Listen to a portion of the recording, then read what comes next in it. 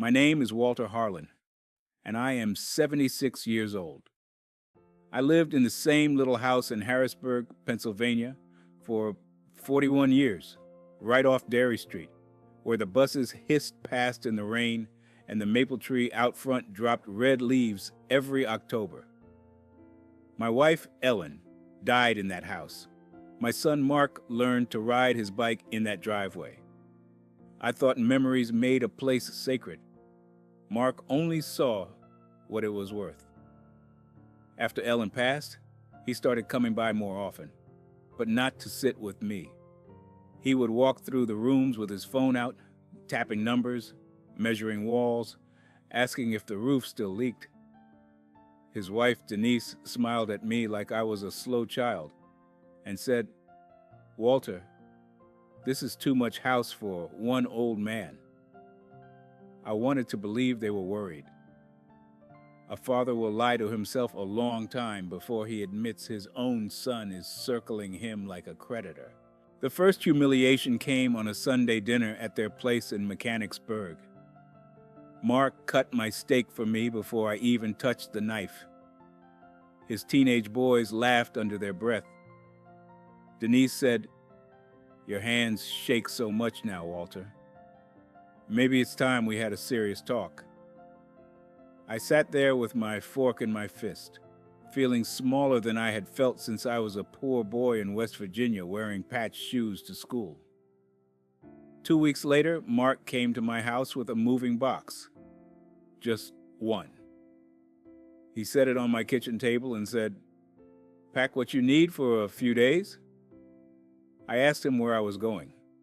He looked past me toward the framed photo of his mother and said, "You can stay at the Pine Ridge Motel until we figure out placement." Placement. That was the word he used for his own father.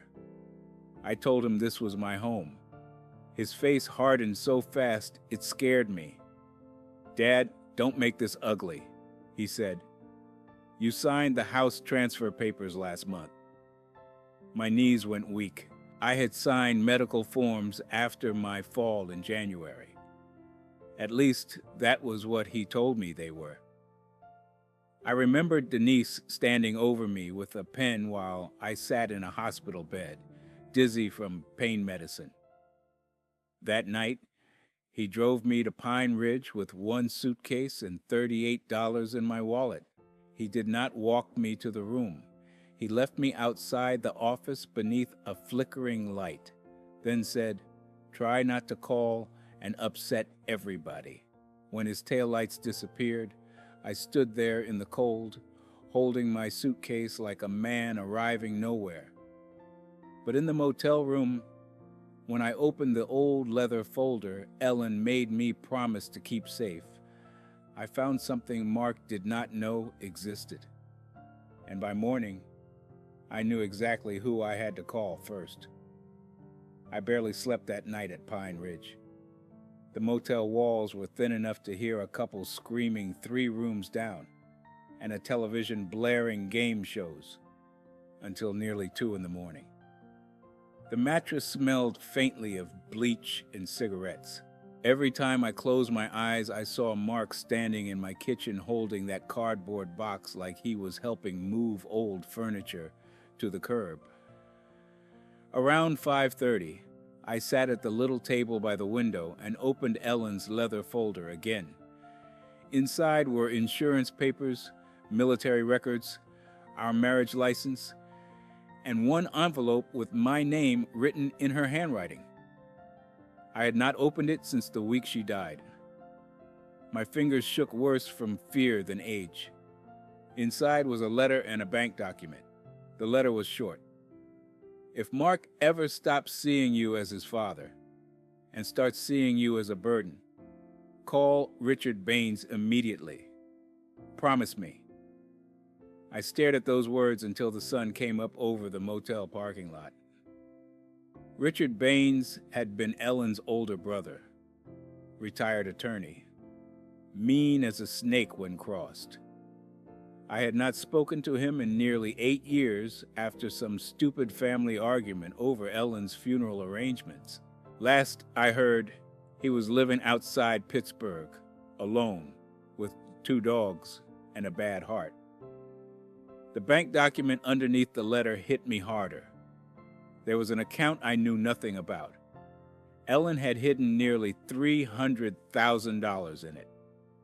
My chest tightened so hard I thought I was having another heart spill right there in that filthy motel room. By 8 in the morning, I called Richard. He answered rough and suspicious. "Who died?" "It's Walter." Long silence. Then he said quietly, "What did your son do?" That question told me everything. Ellen had prepared for this long before I ever imagined it. I drove to Pittsburgh that same afternoon in my old Buick. Halfway there, Mark started calling over and over. 7 missed calls. Then Denise. Finally, a text came through. "Dad, why were you at First Keystone Bank this morning?" I pulled into a gas station outside Carlisle and just stared at the screen. My stomach dropped. They were watching my accounts already. Another message came seconds later. "You need to discuss this with us before making financial decisions." Us. Like I was already some confused old man under supervision. When I reached Richard's place after dark, he opened the door before I even knocked. He looked older, heavier, but his eyes were sharp as broken glass. He poured me bourbon without asking questions first. Then I told him everything. The hospital papers, the house transfer, Pine Ridge, all of it. Richard listened in complete silence until I finished. Finally, he opened a desk drawer and slid a thick file across the table. "Your wife came to see me 6 months before she died," he said. I felt cold all over. She was terrified of Denise. "Said that woman talked about your house like she already owned it." My mouth went dry. Richard tapped the folder. "Walter, your son didn't just throw you out." He looked me dead in the eye. He committed fraud. Richard spread the papers across his dining room table one by one while rain hammered the windows behind us. Deeds, transfer forms, copies of signatures. I recognized my own name immediately, but something about it felt wrong. Too smooth. Too steady. "That isn't how I write anymore," I whispered. Richard nodded. "Exactly." My hands started trembling harder. "You think Mark forged it?" "I think your son had help." That hit me worse than the motel room. Worse than being thrown out. Because deep down, I had still been trying to protect him in my mind. Excuse him. Explain him away. But forgery wasn't cruelty born from stress. It was planning. Richard leaned back slowly. "The transfer was filed 3 weeks after your hospital stay, while you were medicated." I remembered flashes from that time. Denise sitting beside my bed with a clipboard. Mark telling nurses I got confused easily. A doctor speaking slowly to me like I was already halfway gone. Suddenly I couldn't breathe right. "They set me up?" I said. Richard didn't answer immediately, which somehow made it worse. Then he said, "Walter, there's more." He opened another envelope. Inside were printed emails.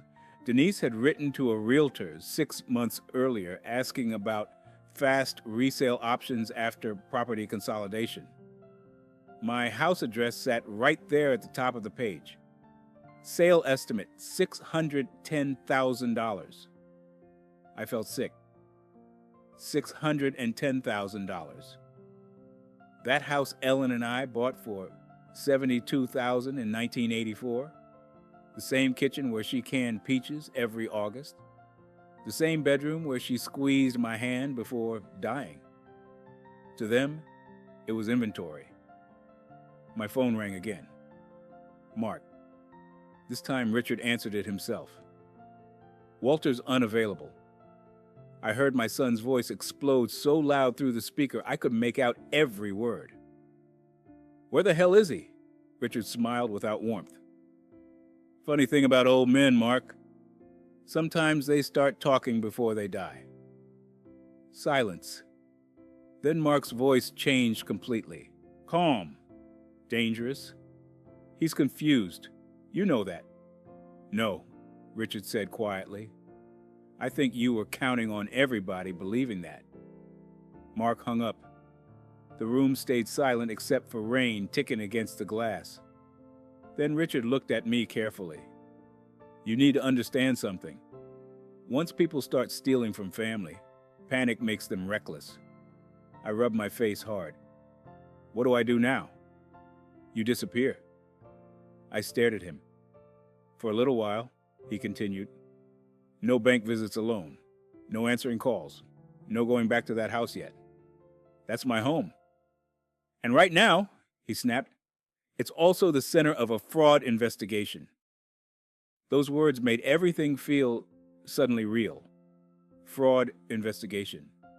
My own son. That night, I slept in Richard's guest room. Around midnight, I heard gravel crunch outside. Headlights swept across the ceiling. Richard moved fast for an old man. He looked through the blinds, then muttered, Jesus Christ. I sat up in bed. What is it? But I already knew, because parked across the road, engine idling in the dark, was Mark's truck. Mark stayed in that truck nearly 20 minutes. Didn't knock, didn't call again. Just sat there across from Richard's property with the headlights off like some private investigator watching a cheating spouse. My own son. Richard finally pulled the blinds shut. He followed you. I sat on the edge of the bed feeling something inside me changing shape. Fear at first, then anger, then something colder. I never told him I was coming here. You didn't have to, Richard said. Your phone's probably being tracked through the family account. That thought made my skin crawl. At 7 the next morning, Richard drove me to a diner outside Monroeville where nobody knew either of us. I wore one of his old flannel jackets and a baseball cap pulled low. I felt ridiculous until I noticed him checking the mirrors every few minutes. You really think he'd come after me? Richard stirred cream into his coffee.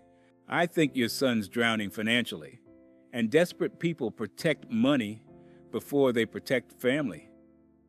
Then he slid another paper across the table. A loan statement. Mark had borrowed against my house already. $240,000. My vision blurred. How was that possible? He used the transfer deed as collateral. I couldn't even process the number. Mark always acted successful. Nice watches, country club membership, vacations in Naples every winter. Denise posting photos beside expensive restaurants like they were royalty. All of it was debt, and they had built the whole thing on my house.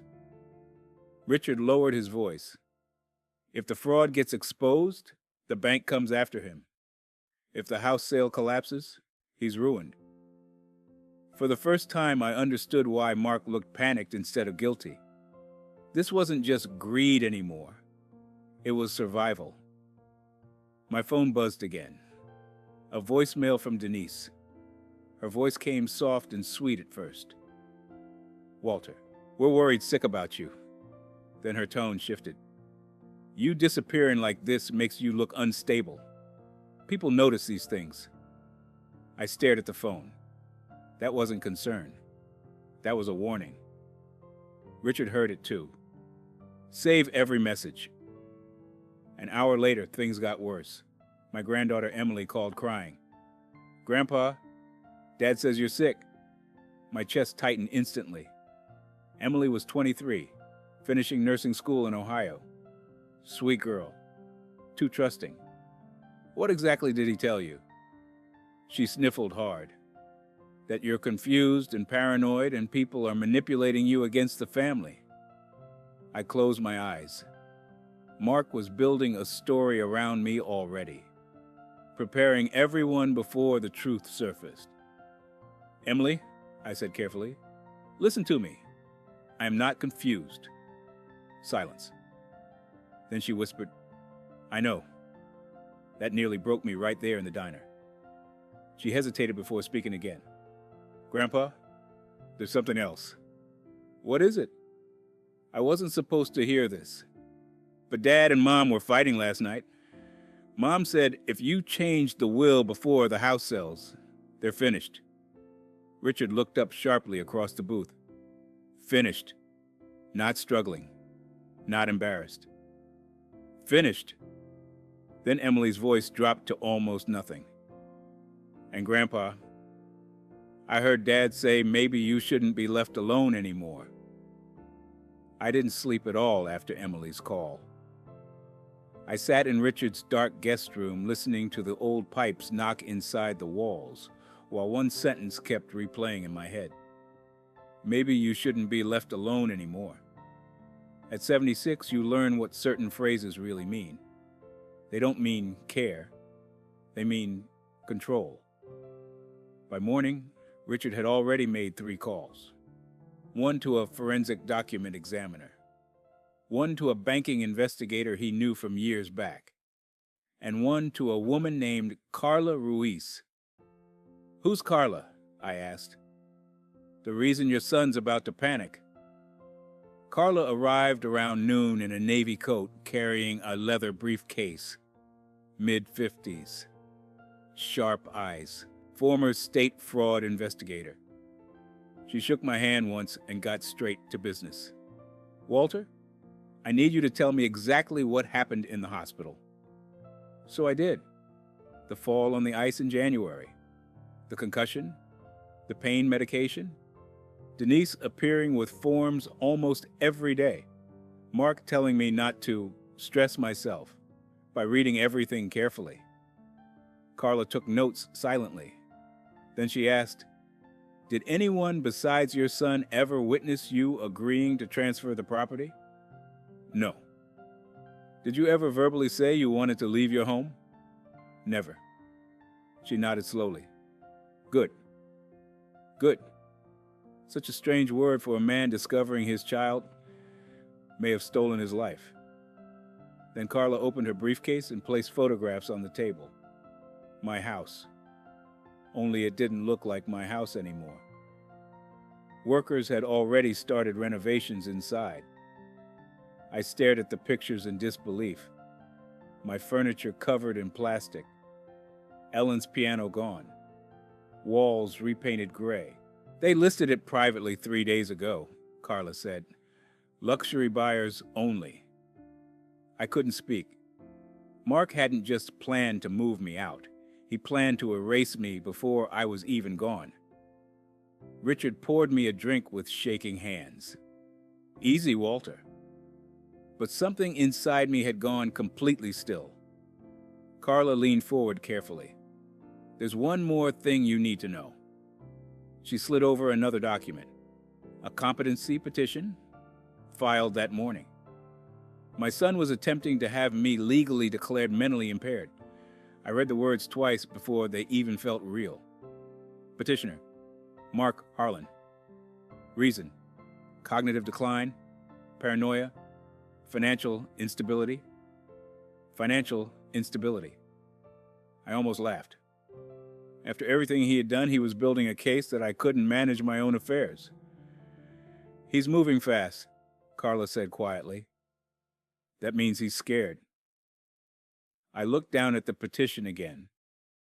Then I noticed something buried halfway through the paperwork. Temporary guardianship request. If approved, Mark would gain immediate control over every remaining account in my name, including Ellen's hidden money. That was the moment the full truth finally hit me. This was never about helping me, never about safety. My son thought I was dying, and he was racing to collect everything before I figured it out. But he made one mistake. He thought I was alone.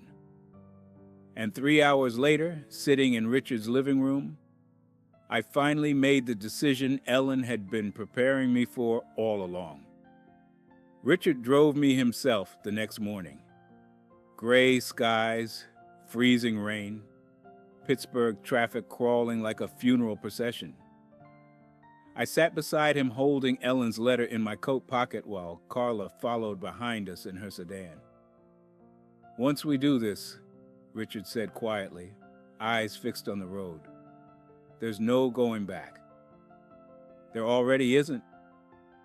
The courthouse smelled like wet coats and old paper.